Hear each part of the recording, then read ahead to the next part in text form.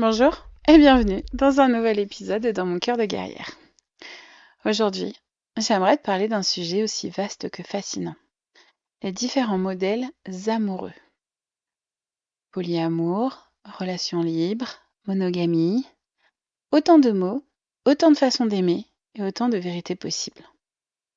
Pendant longtemps, l'amour a eu une seule forme officielle. La monogamie romantique. Un couple, un engagement, une exclusivité. Et pour beaucoup, ce modèle reste un idéal. Mais depuis quelques années, quelque chose bouge. De plus en plus de femmes et d'hommes questionnent ce modèle. Est-ce que l'amour doit forcément être exclusif? Peut-on aimer plusieurs personnes sans trahir? Et surtout, peut-on inventer une forme d'amour qui nous ressemble? Et comme le disait Simone de Beauvoir, aimer authentiquement, c'est vouloir la liberté de l'autre autant que la sienne. Et si au fond, tout partait de la liberté.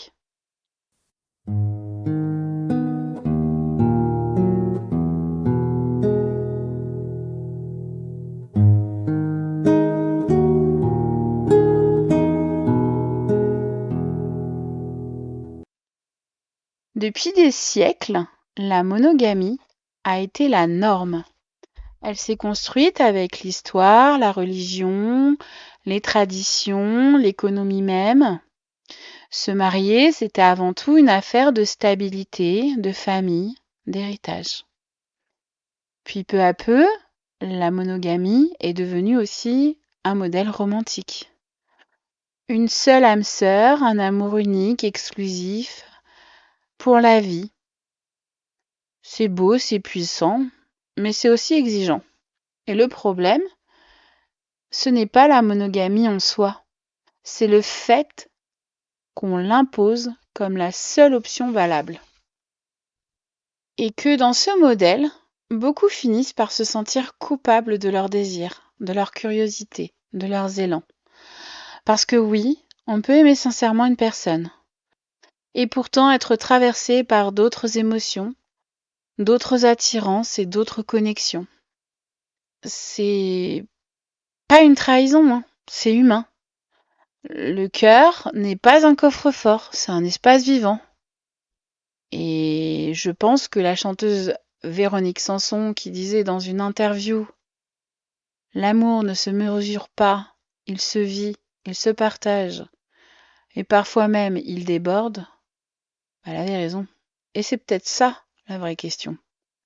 Comment vivre cet amour qui déborde sans blesser, sans se perdre, sans se mentir?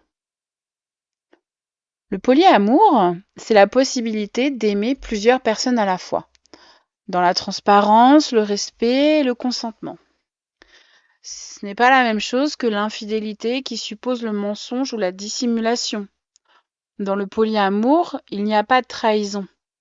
Il y a une communication permanente, une conscience que l'amour peut prendre plusieurs formes, et certaines personnes vivent des relations parallèles. D'autres choisissent une relation principale et d'autres connexions plus légères. D'autres encore explorent simplement l'idée de ne plus enfermer l'amour dans une seule case. Ce qui compte, c'est l'honnêteté, la liberté, oui, mais une liberté responsable. Ovidie, et oui, encore elle, dit quelque chose de très juste. La vraie fidélité, c'est d'être fidèle à soi-même. Et c'est là que réside toute la complexité. Être fidèle à ses besoins, à ses désirs, à ses valeurs, sans trahir celles des autres. Les relations libres, elles, ne sont pas forcément polyamoureuses. Elles peuvent être fondées sur un couple solide, mais ouvert à d'autres expériences, physiques ou affectives. Dans tous les cas, il s'agit d'un choix plutôt, conscient, pas d'une fuite. Ce n'est pas ne pas savoir aimer, c'est aimer autrement et hors du cadre. Et bien sûr, ce modèle n'est pas fait pour tout le monde. Certaines personnes trouvent leur liberté dans la monogamie, d'autres dans le polyamour.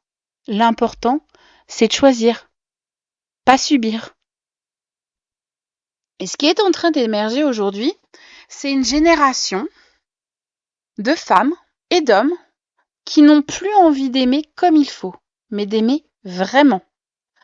Des relations fondées sur la sincérité, la communication et le respect mutuel, où l'on peut dire « j'ai besoin de toi, mais je n'ai pas besoin de t'enfermer. Je t'aime, mais je m'appartiens aussi. » Et c'est une révolution douce, mais puissante. Elle remet au centre l'autonomie émotionnelle, car pour aimer librement, il faut d'abord se connaître soi-même. Ce n'est pas facile, hein. Cela demande du courage, de la patience et beaucoup d'écoute. Mais c'est aussi incroyablement vivant. Le polyamour, les relations libres, la monogamie choisie, ce ne sont pas des opposés. Ce sont des chemins différents vers la même quête, l'amour vrai, conscient et respectueux de la liberté de chacun. Et comme le chante Clara Luciani dans Respire encore, rien n'est grave, tout s'apprend, respire encore. Et oui, tout s'apprend. Aimer, se tromper, recommencer, comprendre, évoluer, aimer sans se perdre, sans posséder. C'est un apprentissage du souffle, de la transparence et de la vérité. Alors peut-être qu'il n'existe pas de modèle parfait. Peut-être que l'amour n'a jamais été fait pour rentrer dans un cadre.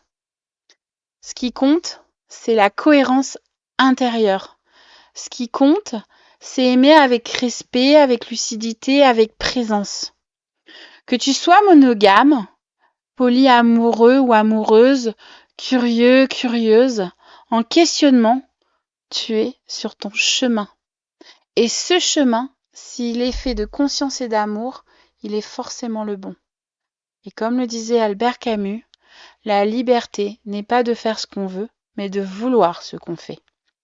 Alors aime comme tu veux, mais fais-le en vérité, en responsabilité et en douceur. Je te remercie d'avoir écouté cet épisode et souviens-toi, le plus beau modèle d'amour, c'est celui que tu inventes.